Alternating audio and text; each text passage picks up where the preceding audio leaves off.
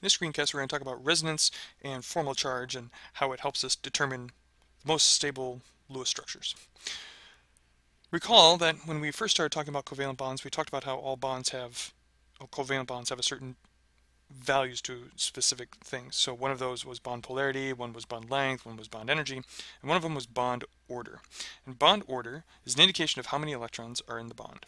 So we know that in a single bond, we said that the bond order was 1, in a double bond, the bond order was 2, in a triple bond, bond order is 3, stuff like that. So let us consider carbonate ion. First step of our procedure is to count up the total number of valence electrons. We know we have 24. We know that carbon is in the middle. And we draw our single bonds. That would be our step 2. We've drawn our single bonds, so we have 6. The next rule says we place remaining electrons around the outer atoms to give each an octet. And this is now 24 electrons. We have 8 there, 8 there, 8 there. All the electrons are accounted for. So step 5 tells us that we want to take a lone pair of electrons on one of the outer atoms to form a multiple bond with our carbon to give our carbon an octet. Now the issue is that we actually have 3 choices. The carbon could come from there, or it could come from this one. So, turns out we actually have 3 resonance structures that are all equivalent, right? So it could have been a double bond with this one, or a double bond with this one, or a double bond with this one. Now, you might think that, oh, okay, it spends 1/3 of its time here, 1/3 of its time here, 1/3 of its time here. That's actually not the case. Because of the masses of these atoms and how hard it would be to move this oxygen between a double bond length and a single bond length is actually way too much. So it turns out that these 3 structures all contribute to the one overall structure. That all 3 of these are what are called resonance structures, and they're all energetically equivalent because in each case there's a carbon with a single bonded oxygen, a carbon with a single bonded oxygen, and a carbon with a double bonded oxygen. It's just the locations of which of them are all different. So the truth, if you will, is a marriage of all 3 of these things. It's not 1/3 this time, 1/3 this time, 1/3 this time. It's actually all 3 all at the same time. So this is where we come up with why we had this concept of bond order, is because if you think about it, between this carbon and say this particular oxygen, it's essentially 2 parts single bond, because in this case it's single bond, in this case it's double bond, or single bond, and 1 part double bond. So it's not really a single bond, it's not really a double bond, it's sort of like in between, but since it's 2 parts single and 1 part double, we'd say that the bond order is 1.33. And so the bond length, the actual carbon-oxygen distance in the real honest-to-goodness carbonate molecule, is in fact the same, because they're all, and that bond length is a bond order of 1.33. So we can make conclusions about that with that bond order information. So for example, we know that for any one carbon-oxygen single bond, or one of those carbon-oxygen bonds, the bond length is a little bit longer than a double bond and a little bit shorter than a single bond. One of these carbon-oxygen bonds in carbonate, it has a bond energy a little bit greater than that of a single bond and less than that of a double bond. So that's why we like this bond orders, because now we can talk about things with bond order of 1.5 and such.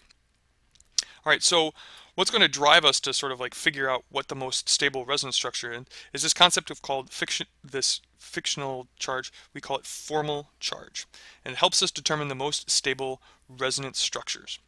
And a resonance structure is 2 or more plausible Lewis structures that follow the octet rule. Right? So here in our carbonate we have 3 different resonance structures, and we know that they're all equivalent. But what if they're not equivalent? We need something to help figure out which one is the most stable. So to figure out formal charge, you take the number of valence electrons on the neutral atom and subtract off all the electrons that the element actually owns. All atoms have their own formal charge, and the total of all formal charges must be equal to the charge on that molecule. So what we're trying to do is we're trying to get 0 as the most stable. If you have a plus or minus 1 formal charge, it's kind of so-so. And if you have a plus or a minus 2 on a formal charge, it's bad, right? So all atoms in our molecule have a formal charge. All atoms have formal charges. So it'd be best if we sort of like follow an example. So let's consider this particular polyatomic ion, NO2 with +1 charge, and talk about its resonance. So we have a total of 16 valence electrons, because we have 6 from each oxygen, 5 plus the nitrogen, that's 17, but we lose an electron because of that +1 charge. So here we are after step 3 and 4. So all of our electrons are on our picture.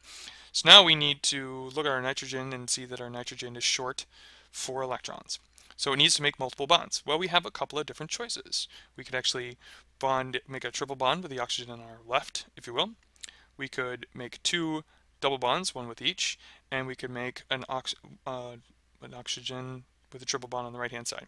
Now clearly we can see that these are not the same. Energetically, these first ones, the first one and the third one, if you will, are, because in both cases the nitrogen has 4 bonds in the middle, has a triple bond oxygen on one side and a single bond oxygen on the other.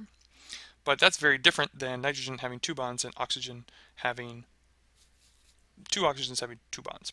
So again, our purpose of formal charge is helping us to determine in one of these cases which one is most stable. So if we we look at this oxygen, all oxygen, a neutral oxygen atom starts with 6 valence electrons, so we subtract off all the ones that it owns. So in this case, it owns both of those electrons and one of each of these electrons, right? So that would be 6 minus 1, 2, 3, 4, 5. So the formal charge in this oxygen is a +1, because 6 minus 5 is +1. Nitrogen here has a formal charge. Well, let's see, a neutral nitrogen has 5 valence electrons, -1, 2, 3, 4. So 5 minus 4 is +1. And then lastly, oxygen has a formal charge. This oxygen has a formal charge of -1, because as you can see, we 6 valence electrons, -2, 4, 6, and then 1 in there, so -7 because it owns one of these, so its formal charge is -1. Then moving on to this one, we see oxygen has 6 valence electrons, -1, 2, 3, 4, and it owns one of those and one of those, so a total of 6. So its formal charge is 0. Nitrogen, as you're going through these, you'll learn once you've done one of them, they get a little bit easier. So for example, you know that a nitrogen with no lone pairs and 4 bonds, doesn't matter if it's a triple bond and a single bond or 2 double bonds, its formal charge is going to be +1, so that one's easy.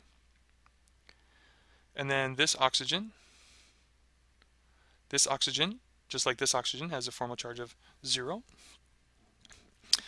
This oxygen is just like this oxygen, it's 1 bond and 3 lone pairs, so it's going to have the same value, but you can count it out if you want. So 6 minus 1, 2, 3, 4, 5, 6, 7 is -1.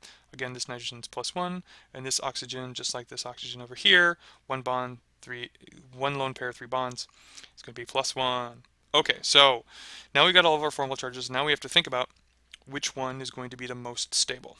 Well, as we said on the previous slide, we like having 0 formal charges. If you can come up with a resonance structure where everybody's formal charge is 0, then that's perfect. That's the only resonance structure, and that's just the way it is. But as you can see, we don't have one of those. But we can see that this one in the middle is a little bit better than these, because in the one in the middle, only one atom has a non-zero formal charge. Remember, atoms like to have 0 formal charge. They like to have 0 formal charge. +or -1, +or -2, very, very unstable. So we would say that this one is the most stable, right? So this is the most stable resonance structure, because this structure only has one atom with a non-zero formal charge, and the nitrogen is less electronegative than oxygen, so it's more likely to have the +1 formal charge. Because this formal charge is sort of an indication of how many electrons you own in comparison to how many you came to the party with. Whereas we look at these over here, on the ends, they are less stable. Do these contribute to the overall structure? The answer is yes, right? Because they're all octet rule following, right? Everybody's got an octet, but they're just not as stable as this one in the middle. So the way I as an instructor sort of get towards the how do you prove to me that you understand this relationship, that they contribute to the overall structure, is I ask you a question that basically says, give me the percentage of each resonance structure that contributes to the overall real structure. So remember, in carbonate, they were all energetically equivalent, and they each contributed 33% to the truth, if you will. So in this case, it's cut and dry, because they're not the same stability. So we know that this one is more stable than this one, and we know that the first and the third are the same stability.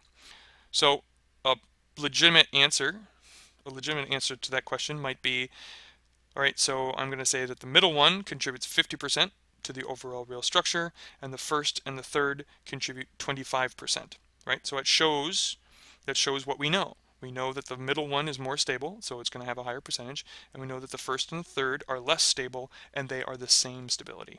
I could say 30, 60, 30, or 20, right? Yeah, 20, 60, 20. That would also give the same answer. It shows the relative, we're just looking for relative percentages here. The key here is that the middle one is higher, and the first and the third are lower and the same. All right, let's do another one. So ozone has 18 valence electrons. So oxygen's the central atom. And we take our 16, we put them on the outside, and now we're done with 16. And step 4, we have 2 more, so there's our 18. So there we are after step 4, and our central oxygen still has less than an octet. So we make multiple bonds with the outer atoms, and we actually have 2 choices. We can bond it with the oxygen on the left or the oxygen on the right. And now we have to figure out which one is more stable. So again, we use our formal charges to determine which one. The oxygen on the way on the left is 0. One in the middle is +1. The one on the right is -1 for that left structure. On the right-hand structure, -1, +1, and 0 are our formal charges. And as with our NO2 +1 ion before, they're equivalent. In both cases, we have a central oxygen with a +1 charge. In both cases, we have one oxygen with a 0 formal charge and one oxygen with a -1 formal charge. So in the case, they both have non-zero formal charges. We don't have a perfect structure, right? We don't have one structure that has all zeros. So these are equivalent in this case. And so in the real live structure of ozone, these are equivalent. The actual bond order in ozone is 1.5 because we can say that because they're exactly equivalent. We know that their percentage in this case is 50-50. Now, just one last little sort of like note about these formal charges and such is you have to remember that the real structure of a molecule is always a combination of all legitimate resonance structures, right? They all contribute something to the overall true structure. But the formal charge on each atom helps us determine that percentage of each that contributes to the real structure, and so we can sort of like make conclusions about, we could predict that the bond order would be this, right? So again, in ozone it's 50-50, and so we know it's a bond order of 1.5, right? It's so the phrase that I use is that yellow plus blue makes green, right? When you're looking, the actual structure is sort of like the green, but it turns out because it's a combination of yellow and blue that gives us our green, right? So each one of these resonance structures contributes a certain amount. Good luck.